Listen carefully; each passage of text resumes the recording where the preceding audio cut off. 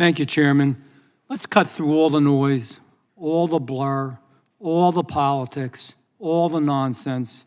Nobody on this side of the aisle, because it was repeated again over there before, ever said that immigrants are bad people. We love legal immigrants that come here the right way. They are great Americans. I'll tell you a story real quick. I was picked up in a taxi cab the other day in Washington, D.C.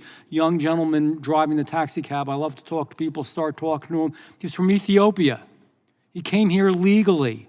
He always wanted to be an architect. His cousin was an architect, and he admired him so much, and his cousin had helped him. But in Ethiopia, they tell you what you're going to be. You don't have that choice like you do in America. So he was told he wasn't going to be an architect. He legally immigrated here, worked his butt off, gave it everything he had, worked multiple jobs, got his degree, and was working still more because now he was getting his master's degree. He taught me. He said to me, for God's sake, protect your country.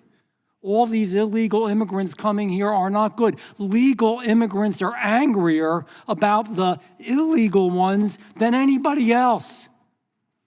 They did things the right way. They did it by the book. They're good people. We love them. So let's be clear. Cut the nonsense. I'm not directing that to you. And you know, let's also cut the nonsense because it costs money. There's only so much money in this world, and we're going through a lot of budgetary stuff right now. And I make it clear, I'm fighting for Medicaid, Medicare, Social Security. Many of us are on both sides of the aisle. But when you're spending money on this stuff, it's less money for our children. It's less money for our seniors. It's less money for our veterans. It's less money for our disabled, because we don't have an endless amount. So when you're spending tax dollars on that, our American people in our cities and in our rural areas and everywhere in between are getting hurt. Let's cut through the nonsense. We're taking things away from them, and it's wrong. You can't have a country without borders. You can't have public safety without law enforcement. You can't have public safety when you're releasing lawbreakers into the community. And not all illegals have committed horrendous crimes, but some have, and we're not checking on it properly. There have been murders, there have been rapes, there have been disfigurements, there has been all kinds of harm done.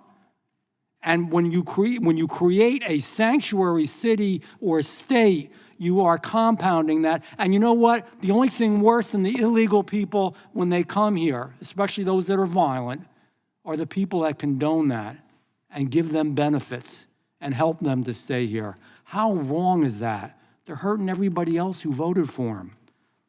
I'll give you one example. My home state, the state of New Jersey. Nationwide ICE is currently detaining nearly 48,000 illegals.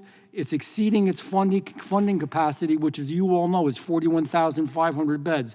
So, in the Northeast, particularly in New Jersey, we face a severe shortage of beds. So what did ICE do? They took action. In New Jersey, they plan to open a 1,000-bed facility in Newark, in Delaney Hall, to relieve the pressure. And guess what? Newark's mayor fought it. He sided with the people who were illegal, the people who were breaking the law. He doesn't want to help in law enforcement. And by that, then you're breaking the law as an elected official. The elected official is a lawbreaker, and it's wrong. We know what happened to Lake and Raleigh. We know what's happened to so many people. We're trying to clean up the chaos that was left behind. Bottom line, I have a couple questions here. So I want to, Sheriff Wagner, you face legal threats for doing what you're doing. Could you tell us a little bit about that real quickly? Yeah, right now we're being faced with a lawsuit from the Attorney General of Washington State on, in my view, some... They're suing you for trying to uphold the law. What a crazy world we live in. I'm sorry, I didn't mean to interrupt you, but how awful that is. That's okay. No, because it pisses me off. Yeah, I get it. It pisses me off. But the reality is that it's some of the circumstances that have been, it's very political. It's politically driven, and it's unfortunate that we're in that position because we, like I said before, we've had a jail that's been closed for 3 years. I'm not housing people. I use outside entities to do that. I don't have the resources and manpower to go out and round people up out in the fields.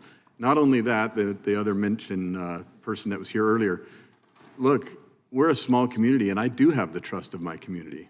I have a 2/3 Hispanic population in my workforce at the sheriff's office.